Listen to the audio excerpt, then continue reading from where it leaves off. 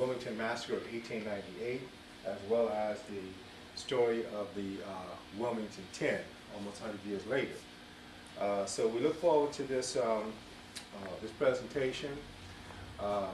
We need to have this information in order to continue to educate our communities, to educate people, as many people as we possibly can.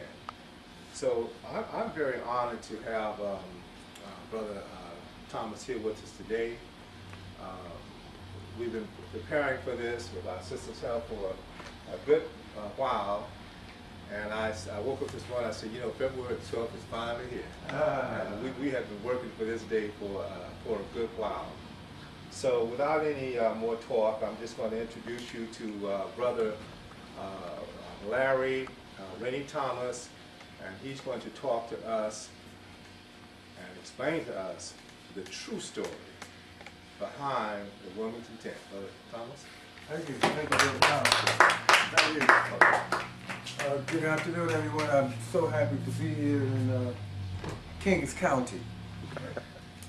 And first of all, I want to thank Mr. Monroe Brown for having me here. I've been trying to get to New York to do a book signing for some time, and this seems perfect because I had talked to Sister Burnell, and she mentioned the fact that she knew a gentleman who had a bookstore. So I said, well, let's go for it. So we did. And I always like to have book signings at a strategic place, we're on the front line of the war against ignorance. So this is the perfect place to be. I don't really want to be in Barnes and Noble. I don't know how noble Barnes is, but I would prefer it to be someplace like this where people need to have this information, and it's imperative that we do this. I see my good friend Jim Polson, who has lived in Wilmington. I'm a native of Wilmington, North Carolina, which is a port city. If you could picture a high heel shoe, and the heel of the high heel shoe, the heel of the shoe would describe where Wilmington is on the map in North Carolina. It is situated at the foot of the Cape Fear River, and the Cape Fear River is 200 miles long. It goes almost the full length of the state, from north to south. And the Cape Fear River empties into the Atlantic Ocean. Wilmington is surrounded, is a peninsula, really. It's a county, with a city within a county that has the Atlantic Ocean on this side, and the Cape Fear River on this side, and also the Atlantic Ocean and what's called the Sound, intercoastal waterway. So it's a peninsula. So the point I'm trying to make is that it's very, very isolated. So a lot of things have transpired in Wilmington, and the information wasn't available until much, much later on. It's a very isolated place. It's also, I'll tell you how I got started. I went to grad school at the University of North Carolina in Chapel Hill in my first year was 1977. The Wilmington 10 were political prisoners who were accused during a week of racial violence in 1971 of burning down a white-owned grocery store in the community. These students, it grew out of a student boycott. Students were boycotting the schools. 16, 17-year-old children were boycotting the schools because what they did all over the nation, really, not only just in the South, they closed down, when desegregation, the order came down from the federal government to desegregate the schools. In other words, there wouldn't be any more all-white schools or all black schools. You had to desegregate them. When that order came down, they just closed down all the black schools. To solve that problem. They just closed the black schools down and allowed, they bused the black students to the white schools. So that was a way they called it integration, but it wasn't integrating, it was desegregating. So these children who had been transferred to these all-white environments didn't feel they were being treated properly. So they decided to boycott the schools.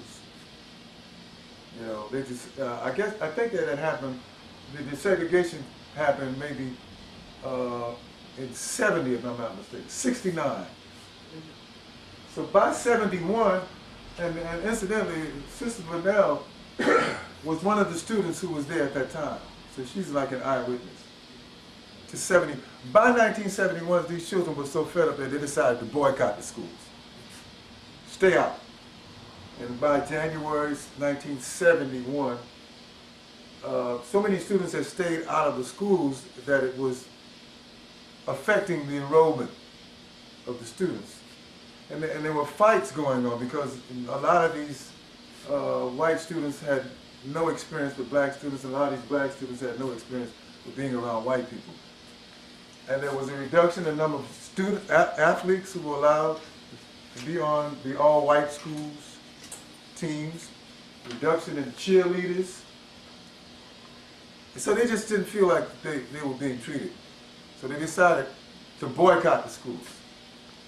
And they met at a church. And I don't know if the church is here, but they met at a church. And inside that church, they started to have meetings. And they started to talk about the fact that they didn't think they were being treated fairly. So it was obvious, because they didn't have any adults, they had no adult supervision. It was obvious that they needed someone to help them. The church that they were meeting in was a part of the United Church of Christ. They had an organization within the United Church of Christ called, I think it was called the Commission of Racial Justice. Dr. Chambers, who we just finished listening to a bit of, he wasn't Dr. Chambers at the time, he was a minister. He was called to Wilmington to help the students organize their boycott. Right? So almost, this is around February the 1st, February 1st, 1971.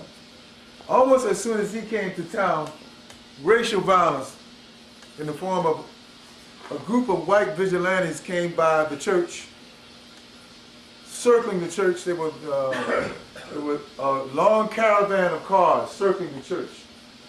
And some of them had rifles. Some of them were shooting in the church while the students were meeting in the church. A week of racial violence in Wilmington occurred. One student was killed by the police.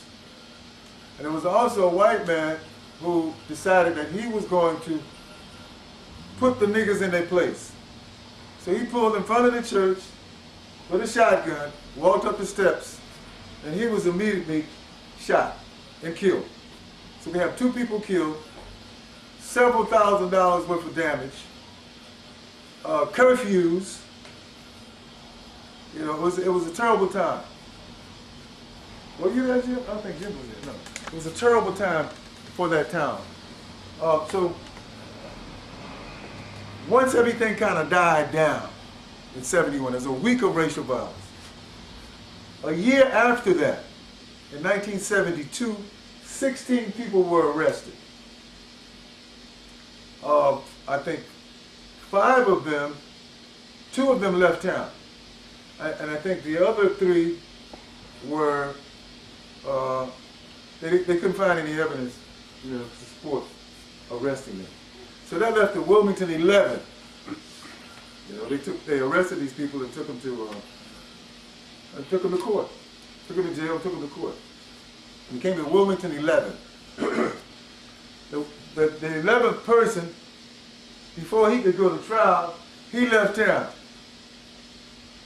So it became the Wilmington 10 in 1971, right?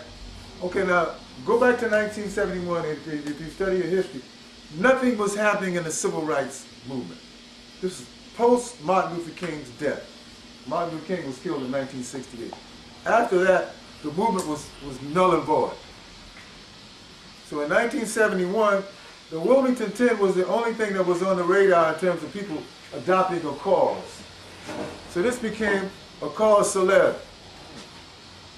60 Minutes did something on it, a flick on it. Time magazine wrote several articles on it. The New York Times magazine did a lengthy article on it. So it got a whole lot of publicity. And the trial And the retrials kept going on and on up until about 77. They were in and out of jail. Eventually they got several years. You know, I got it in here somewhere, but I think it was a total between the 10 of them, maybe 365 years. And mind you, some of them were teenagers. And Dr. Chavis was the oldest one.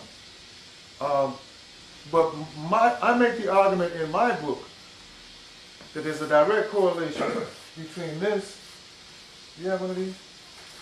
Between this Wilmington tent incident, do you have one of these, man? No. You take one. Between the Wilmington tent incident and what's called, I call it the Wilmington Massacre of 1898, where there were countless number of black people killed. I make the correlation between the two. My argument is that what happened in 1971 with the Wilmington, quote unquote, Wilmington 10, it's called the Wilmington 10 incident of 1971. What happened then was quote unquote black retaliation for what happened in 1898. That's the argument that I put forth. Now I don't want to just sit up in front of you and talk. We want to try to do some dialogue once I show this film. I want to show a film that includes two members of the Wilmington 10. Two members of the group of students who were arrested for burning down Mike's grocery.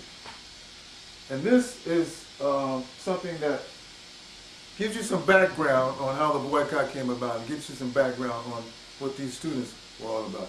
These two students, one is called Connie Tindall, his name is Connie Tindall, and the other one, his name is Willie Earl Vereen. So without further ado, Brother Brown, let's look at that. Okay. There's nothing else happening in terms of civil rights movement. So I decided that I was going to write something on the 10. Okay. And this is a fictional account. I did over 100 interviews. This is a fictional account based on the interviews that I conducted with some of the students who were actually in the church. And I changed Ben Chavis's name to Ken Davis. This actually took me 26 years to write. So I have pretty much exhausted my life with the Wilmington 10 in 1898. But I want you to see this, and Jim knows that for sure. I want you to see this film.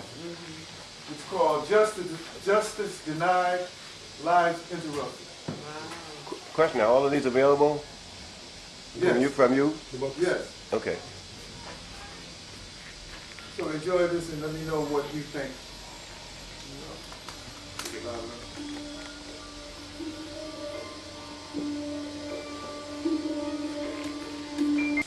For Brooklyn,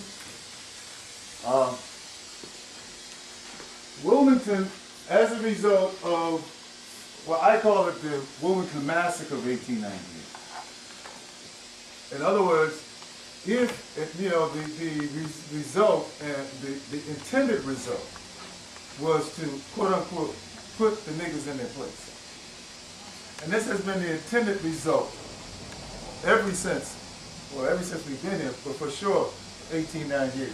The concept of not allowing these students to boycott the schools. The concept of not allowing these students to have black teachers or to teach African American history. You know, I have a list of the students' grievances. And one of them was that they wanted more African American history taught in their schools. And they wanted a holiday for Martin Luther King. That was in 1971. But the point I'm trying to make in terms of writing this novel, because 1898 was all over this. 1898 has international implications. So what do you mean by that? 1898 came around at the time of 1896 Plessy versus Ferguson. Does everybody know what that is? The Supreme Court decision. The Supreme Court decision which handed down the docket of separate but equal. Right? In other words, it was okay to have a white water fountain, as long as it was equal. It was okay to have a white bathroom. Now, I was born in 1950, so I caught the tail end of this. You know, my mama said, oh, you never did see nothing like that, but I distinctly remember going to Belt Berries and seeing colored, you know, well, shortly after that it was over with. But can you imagine your parents and your grandparents growing up under those conditions? That is the most, to me, that is the most demeaning and dehumanizing thing that you could ever do to anybody. Tell them they can't drink out of this water fountain because of the color, because of what they were born with, God-given characteristics or attributes. I mean, you have almost nothing to do with how you come into the world, right? So the white supremacist movement was hatched in Wilmington. And you say, what does white supremacist mean? A white supremacist movement is a concept that you are better than I am, consequently because I am white. That's what white supremacist means. It's an easy concept. But what happened in Wilmington, go back to 1865. Let's go back to 1865, the Civil War. Civil War lasted from 1860 to 1865, right? The Civil War was over in April, right? At Appomattox, where they signed the treaty. But in February, let's put it this way, Wilmington, North Carolina is a port city, right? It was the last port to fall. There was something called the blockade runner. And if the Confederate forces needed provisions, right? Guns, alcohol, that was very important, rum, medical supplies, they had to come through the ports. They couldn't come through Charleston because Charleston was defeated. They couldn't come through Savannah because my man went from Atlanta to burning. Sherman went from Atlanta to Savannah, burning. So they couldn't come through Savannah, right? They couldn't come through Norfolk. These are the ports that are on the southern. Virginia was a part of the Confederacy. So the last port was Wilmington, right? They had something called the blockade runner. In other words, the Union forces, and there's a restaurant down the right, the hotel, right? Well, that has a historical basis to it, right? The blockade was put forth by whom? The Union. They were blocking the Southern forces from bringing in supplies, right? Like I said, Charleston fell. They couldn't use Charleston. They couldn't use Savannah. They couldn't use Norfolk. So the last alternative was Wilmington, right? Wilmington, if you study Wilmington's history, you will find out that Wilmington was always a party town. Pirates, all up and down Front Street. They party, man. And these Confederate soldiers would come to Wilmington to party, right? In February, they shut it down. The Union shut it down. They shut down the blockade. The Southern forces had what they call the blockade runner. They would outrun the blockade, right? They would outrun, and they had at the bottom of Wilmington, it's like the heel of a woman's shoe. It's like, you know, that's where Wilmington is. That's where Wilmington is. That's why it's so isolated. But what they were doing is called the Cape Fear River. Incidentally, that river was called Cape Fear originally, F-A-I-R. But they changed it to Cape Fear because, first of all, these people were pirates. Blackbeard would come through there, smuggling goods, you know, drugs. They were using drugs back then too. You know, Wilmington was a party town, but the Union forces came into Wilmington and shut it down in February. So Wilmington was the last port to fall. That's very important. The last port to fall. So in essence, still fighting the Civil War. So they were the last ones. You understand? The war was over in April. Wilmington fell in February. And there's a book that's called Ballots and Fence Rails. You gotta get this book. It's written by W. McGee Evans. This is a white guy. He came from a prosperous family. Now his history concerns what led up to the Civil War. Antebellum. Antebellum means before the war. And he found out there was so much skullduggery done, so many people that lost so much property, so many slaves that were slaughtered, that after he published his book, he became a communist. He joined the Communist Party. Yeah, this is all right. He has a chapter in his book called Blow, Gabriel, Blow. You know who Gabriel is? When you get ready to die, Gabriel is gone. Okay. These Union soldiers came into Wilmington. The war is over. The war was over in April. They come in and soldiers marching with these. And this white man standing on the side, he said, blow, Gabriel, blow. He said, no. Yeah, he dead. So you see a bunch of black people coming to this town in Union's uniform. These people were later able to prosper, open businesses. And by 1898, Wilmington was one of the most prosperous cities in America. Mind you, they had a newspaper called the Daily Record, the only example of an African-American owned newspaper in America. Not a weekly, a daily. This is 1898. You had 4 black lawyers, 2 black doctors, 14 police officers. The man who was the commissioner of the state ports was a black man. You had 4 or 5 black people on the city council. It was called a board of aldermen. Right? But what had happened is, since the Democrats lost the war, then what was known as the Fusionist Party, it's the Republicans. And the Fusionists got together and started electing black people. And New Bern, too. New Bern had several black police officers. So what you had at that time was a strong progress by black people. You had a strong black middle class in Wilmington. You had such a strong middle class that black people had so much money, or were so well off, they had white butlers and maids.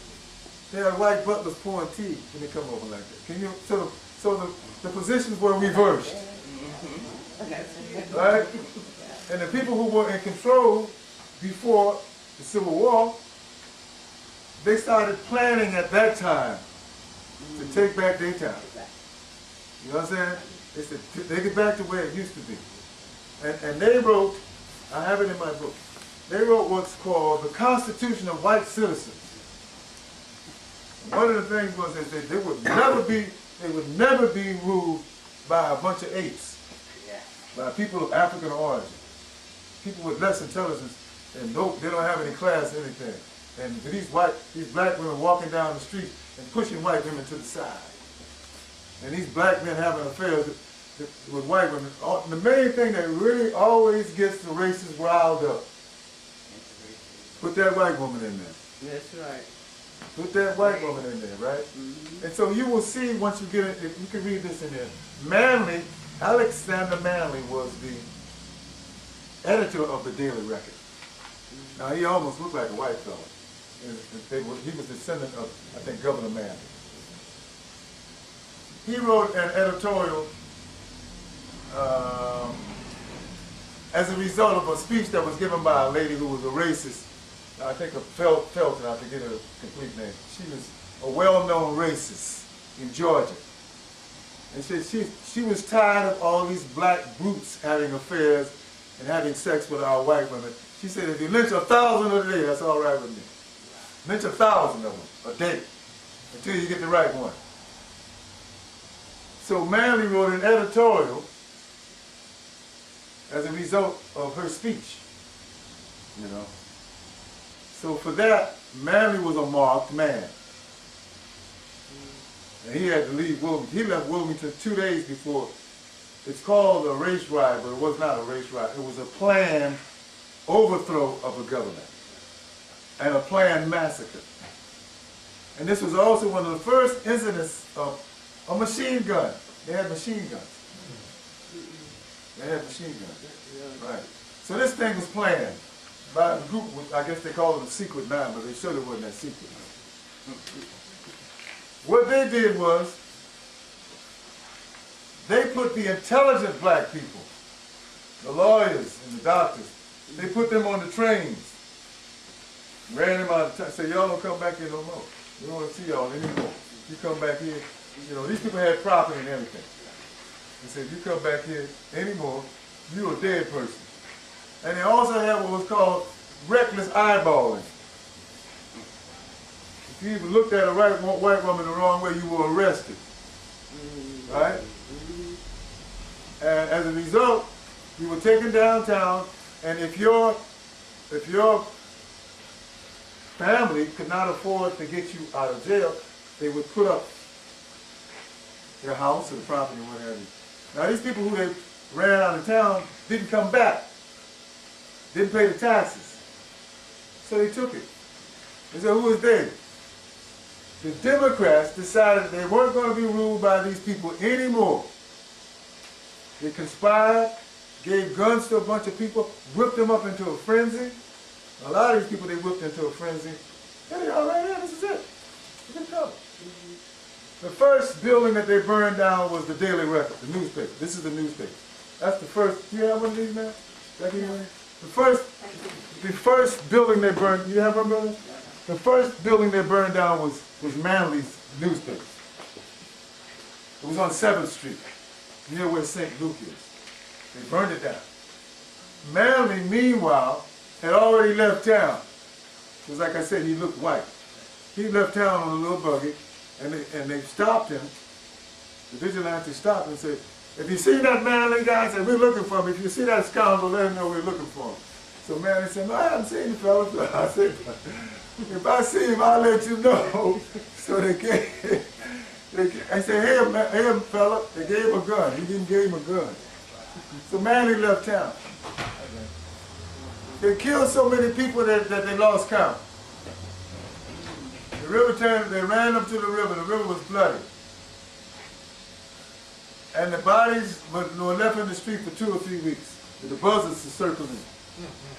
The stench was so heavy that buzzards were circling the town.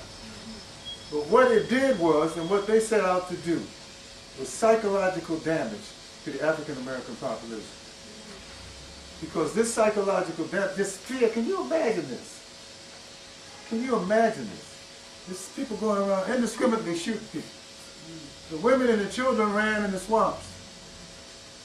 They were shooting men. They did not shoot any women or children. And some of them they shot in the back.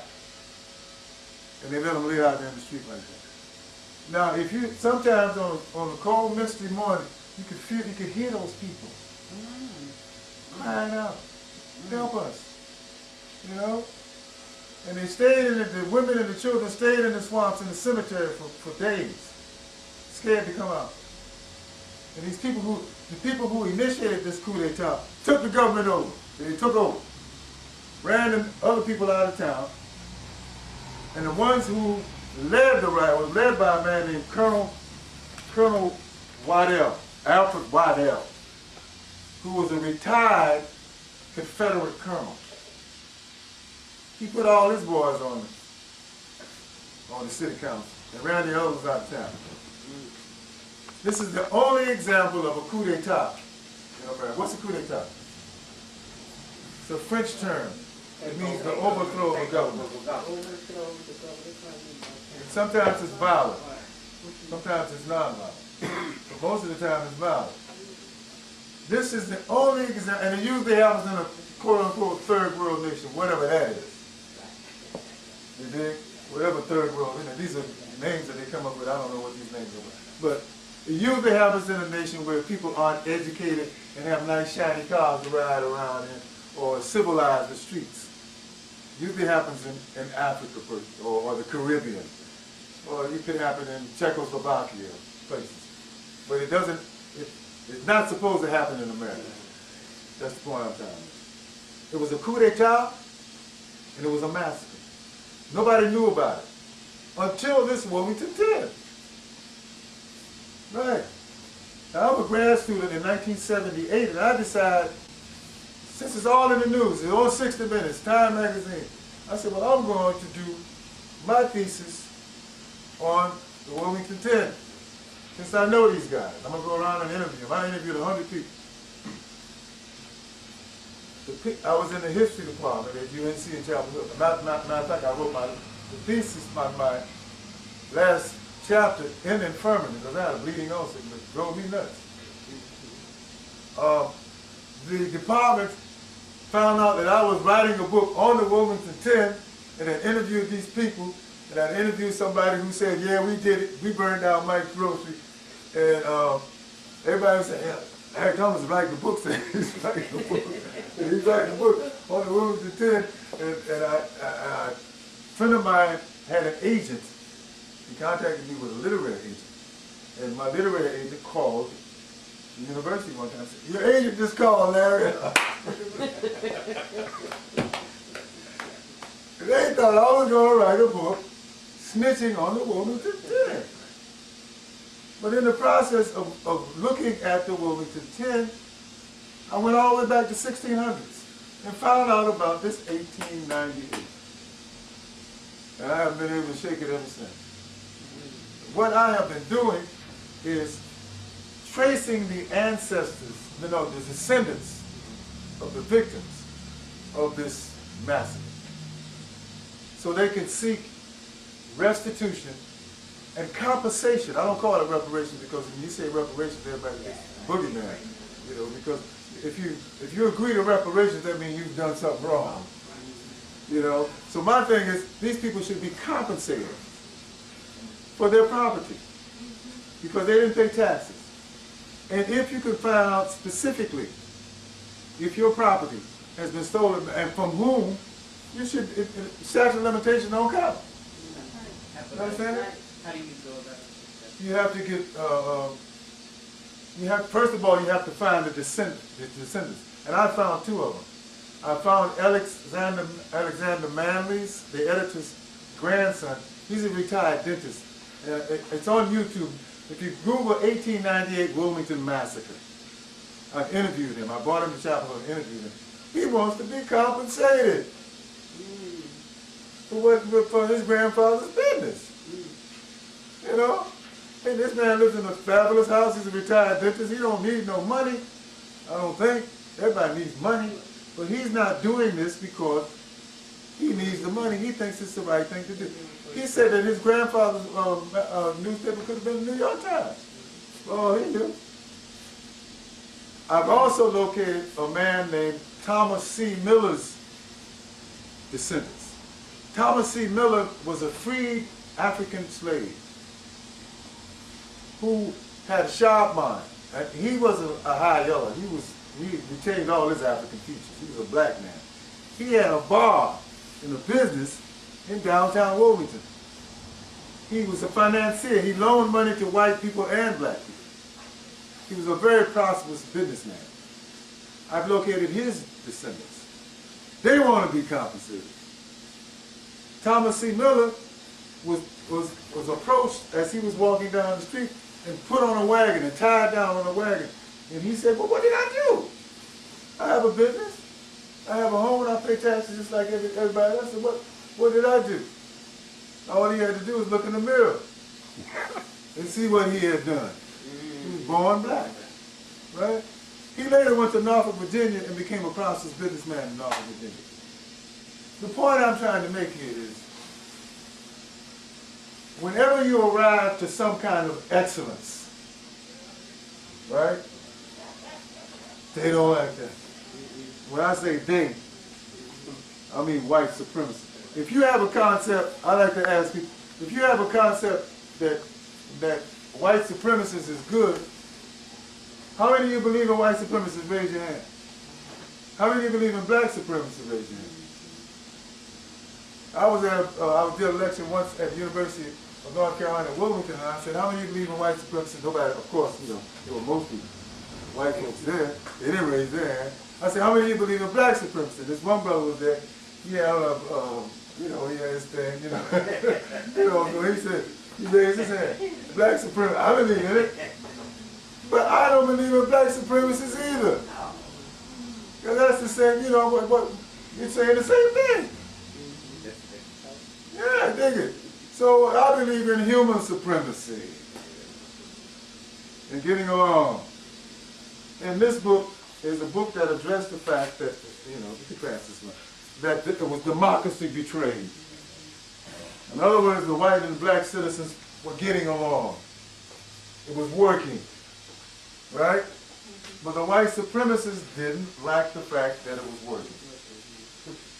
So they decided to put these folks on a train. So you niggas get on this train, you don't come back here no more. You're not going to pay your taxes, and we're going to take your property. Right? I have been at this since, too long. Right? I have started an organization. My organization is called the International Organization for Compensation and Reparations for the Wilmington Victims of 1898. Incorporated. Right? And what we have been doing, we have been collecting signatures. Hey, Black Rose. We have been collecting signatures, and I'd like for some of you to sign this petition. We are petitioning for compensation for the victims of the race massacre of 1898. You think it's the right thing to do? Definitely. I have also been contacted by a young brother, a young filmmaker, who called me. He's 29, 28 years old. And he wants to do, well, he's doing it, a documentary on, and he calls it, you can go online, you can Google it too, it's called Wilmington on Fire. Right? So he interviewed me.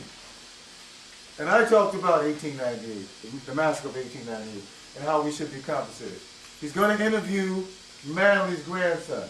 He's going to interview Thomas C. Miller's descendants. So you're going to hear about it soon.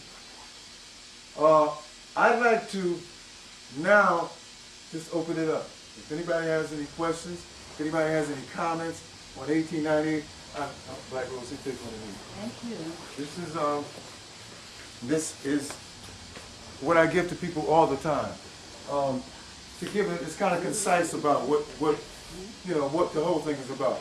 But my main thesis is that because of the massacre in 1898, because of the countless number of black people, and because of the spirit, the empty void, the psychological damage was done. Economic damage was done. Political damage was done because there were 4 blacks on the city council and they ran him out of town. Politically, the black community was destroyed. Economically, the black community was destroyed because all the businessmen was sent out of town, plus the ones who were there were terrified. Socially, one of the main things that really got into what they really didn't like, the white supremacist people really didn't like, was what they call the arrogance of black people. The fact that they were confident and they would walk around, because they were business people. And as I mentioned earlier, they were making so much money that they had white maids and butlers. I always like to do that. They had white maids and butlers. Can you imagine that? I can imagine. But the white supremacists couldn't imagine it. And as a result of 1898, the internationalist movement of the white supremacist movement came to fore. You said, Brother Larry, what do you mean by that? Right. This was not a local thing. When you look at Tulsa, look at Rosewood. Wilmington was 1898. Rosewood was 1923. Tulsa came after them. Atlanta. Wilmington started the ball rolling. Wilmington was the prototype. The people who created apartheid, and that's what that word is. That word is not apartheid. It's apartheid. We hate you, so we want to be apart from you. The people who created apartheid, they came to Wilmington, sat down with the conspirators, and took notes. And said, how do we keep, how do you keep these niggas in, what do we do? You know what they said? Blood. Kill them. That's what they understand. So there's this fear in Wilmington, right? That's in the air. Look at what happened around the turn of the century. 1898, the Wilmington Massacre. The 1896, Plessy versus Ferguson. All these are white supremacist doctrines, By 1900s, what's called the scramble for Africa, the partition of Africa. How many of you know what is that about? Anybody know what the scramble of Africa? Huh? That's when it was divided up. That's right. They went The into European bloc. Europeans went into Africa and divided it up amongst themselves. You take a country, and somebody was telling me the other day that King Leopold of the Belgian Congo never went to Africa and owned the biggest country. Well, by the way, all those names are European names. Yeah. Most of them are European names. They're not, those people didn't call themselves that. Matter of fact, the indigenous Africans, they call it the land, was that Kebalan, the Kibalan. They didn't call themselves African. That's a Greek name. That's a European name. Africa is a European name. They went into Africa and divided it up. Even a country as small as Belgium owned the Congo, which is bigger than Texas. It's crazy. The British. I went to Senegal, they speak in French. I'm sitting in the restaurant eating, and the girls come out to the counter, they're speaking French. Some of them maybe a little roll off, but they speak in French. So my wife said, watch, there's a white man in the back somewhere. And this guy comes out speaking French. He owned the restaurant. So all of these countries in Africa were taken over, what's called the scramble for Africa by these Europeans. And what's his name? That's why people talk about the Rhodes Scholar. I wouldn't want a Rhodes Scholar. Rhodes went he said he wanted to build a railroad from Cairo to Cape Town. From Cairo to Cape Town. From Egypt to South Africa. So what's happening around in 1898 with this massacre in 1890? It ushers in the white supremacist movement internationally. Just think about it. We're talking about Tulsa, Atlanta, Rosewood. And in addition, the white supremacist movement was so strong then, the psyche was so strong that they were able to go into Africa. And you see some footage of how the Africans treated the Europeans when they first came, because they had their machine guns. And the Africans, the warriors, decided to fight back. And they would line up, with their fighting instruments. They didn't have guns. And they would move forward to fight, and the Europeans would mow them down. And then they kept coming. And they mow them down. And they kept coming and mow them down. And so finally they said, well, man, we can give up this guy here. This European is rough. And they had three things that they got him with. They got him with the Bible. They couldn't, the three B's. That they couldn't get them with the Bible. They didn't get people to convert. The people had ancient African religions that they believed in. They weren't going to convert to that. The Bible, they didn't get them with that. They gave them booze. They them drunk. The South African blacks have the highest rate of alcoholism in the world. Because they keep them drunk. The Indian, the Native American, in America on reservation, has the highest alcohol rate almost in the world. They keep them drunk. They couldn't get them with booze. What was next? Bullet. The bullet. What? The bullet. Bullet. Just kill them. So we have to, when we talk about the Wilmington Massacre of 1898, we have to look at the international implications. You have to ask yourself, if 1898 had not transpired, if 1898 had not happened, would there have been an effective white supremacy movement?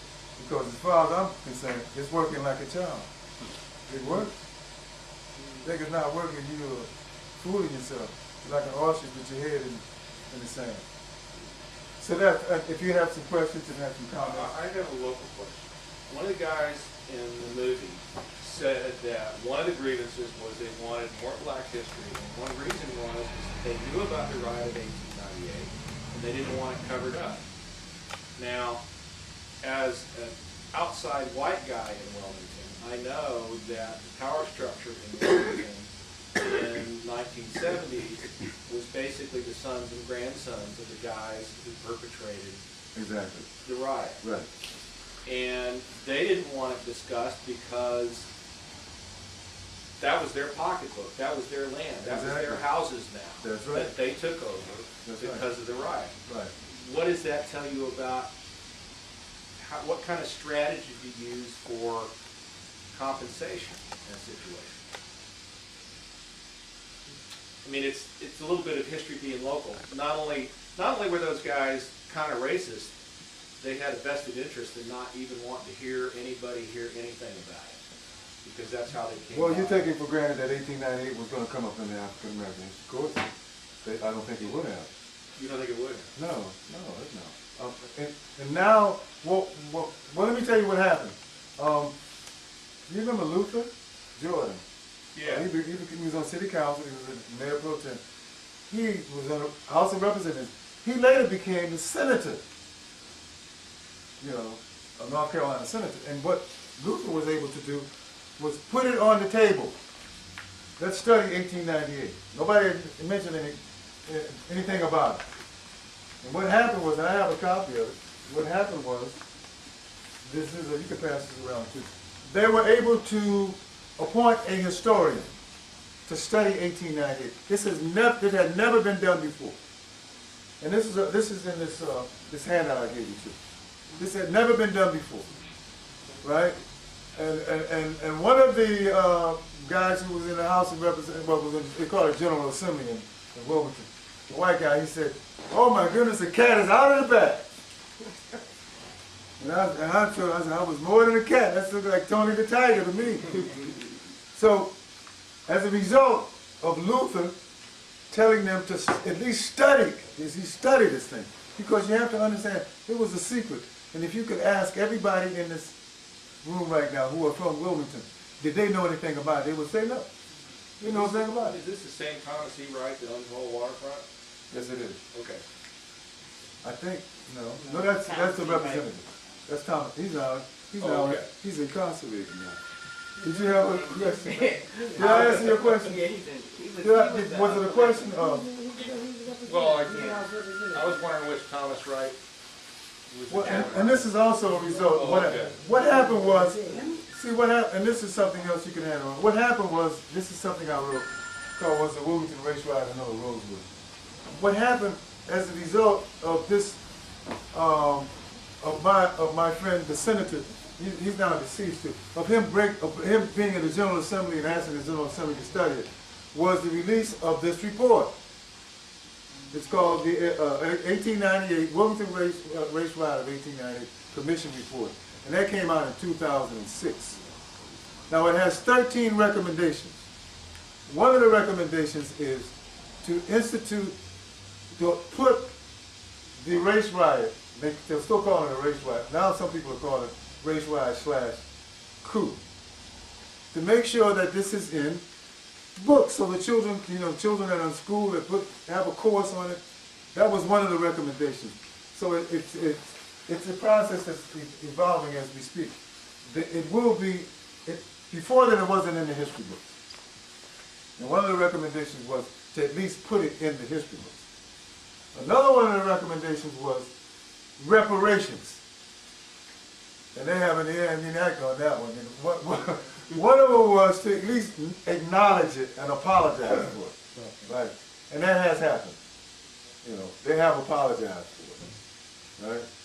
When it came out in 2000 years over now, No, what's the apologies money now? well, they asked John Hope Franklin, and John Hope Franklin said that's not. He said the same thing that you said. John Hope Franklin, in his book From Slavery to Freedom, mentions the Wilmington Race Riot of 1898. He mentions it.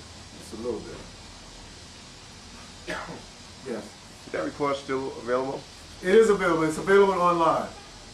You can go online and look at it. Yes. You can print it out? You can't print it out. Yeah, a PDF. Yes. Just go. If you Google Wilmington Race Ride of 1898, all kinds of stuff will come up. Yes. I have a question. I'm trying to understand this. When I go into Wilmington, I'm looking at this book and I see these symbols. That little park as you come off the house, what does that represent? Those things? Well, I'm sure you'd have to ask him more so than me, but These things right here, you know. And yeah, they're supposed to be oars. They paid that brother almost $500,000 to do that. yeah, but I mean, there's no history, there's nothing there. It's just these oars with. I agree. It's nothing. Yeah, and if you're riding in or if you just passing by, first I thought they were bowling pins. Right. I'm sorry. I mean, Yeah, I understand. But this was the result of these people coming together. They had a biracial committee. This is what they came up with.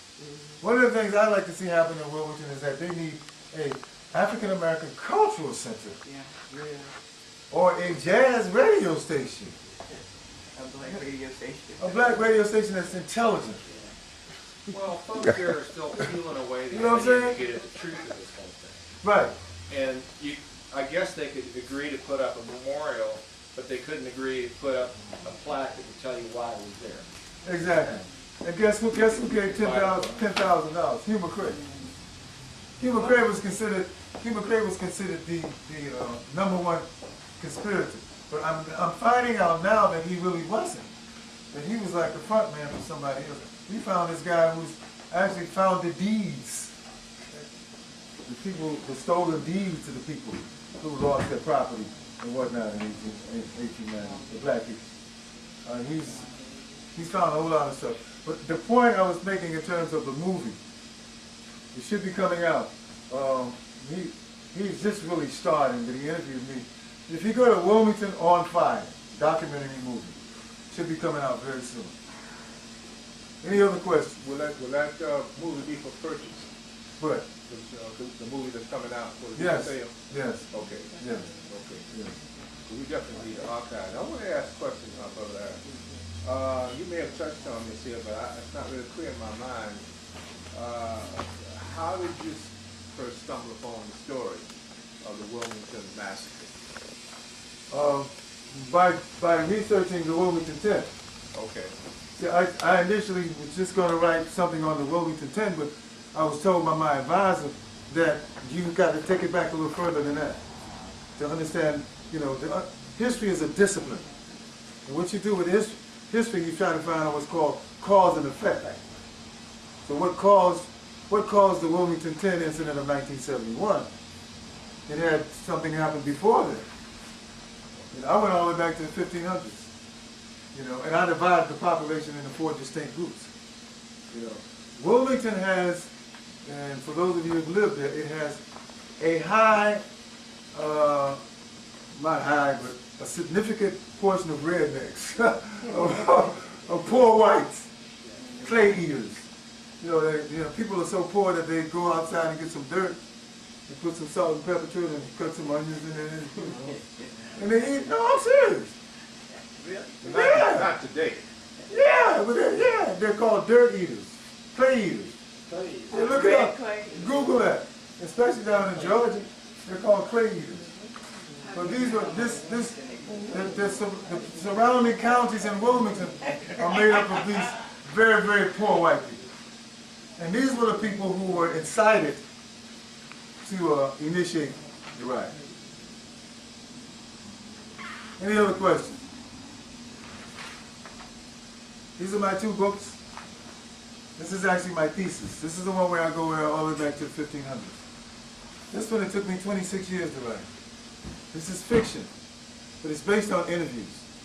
And I don't call Mike's Grocery, I call it Ike's Grocery. I call Ben Chavis Ken Davis.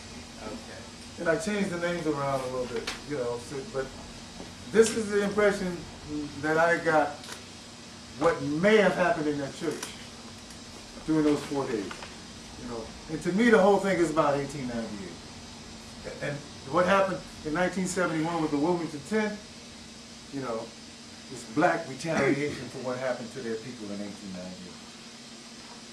I believe in spirits, and I believe that's what it was. A lot of people say I'm crazy, but that's what I think happened.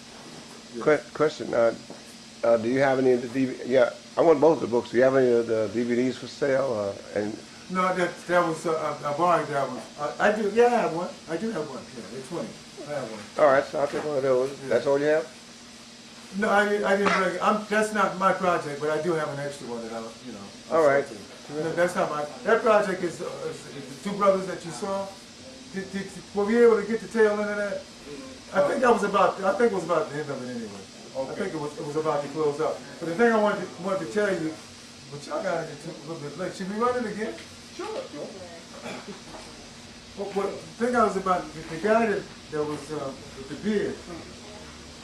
Connie Tyndall is a member of SAG, Screen Actors Guild, so he's actually he was acting quite well. And they're actually making movies in Wilmington now.